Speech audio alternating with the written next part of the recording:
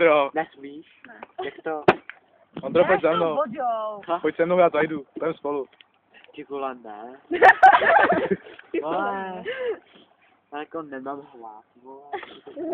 Nechci, nemám hlad. Ani to si to do píče. Chceš vole, šajša si světě. Vole, bacha letí. A teď to hledej, vole. Ty vole. Nemáš tam tak. To nebylo na tebe, to bylo pryč. No tak to dej tam, ne?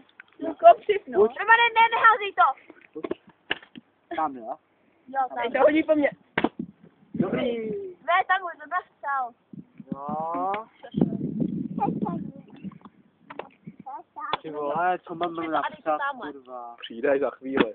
Že nemáš hlad. Super, zapomněl, že nemá hlas.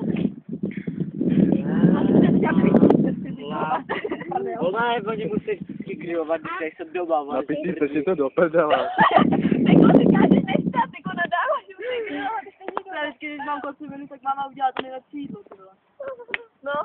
To potom nemáš hlas, ne? No právě, pak když to sežeš, jsem dělal to tobě. Krávo, ne, nemám. Ty krávo, ty tam napsal. Jo, mám to napsat. Počkej, to si to napíšu. Ne, já jí to nesmím napsat, vole. Tak už to si tam napsal, nebyle. Ne, nemám hlas. Teď si jistý? Nestrkej mu to do prdele. Ej, vidím na tom palku. Ne, to ne. Dej.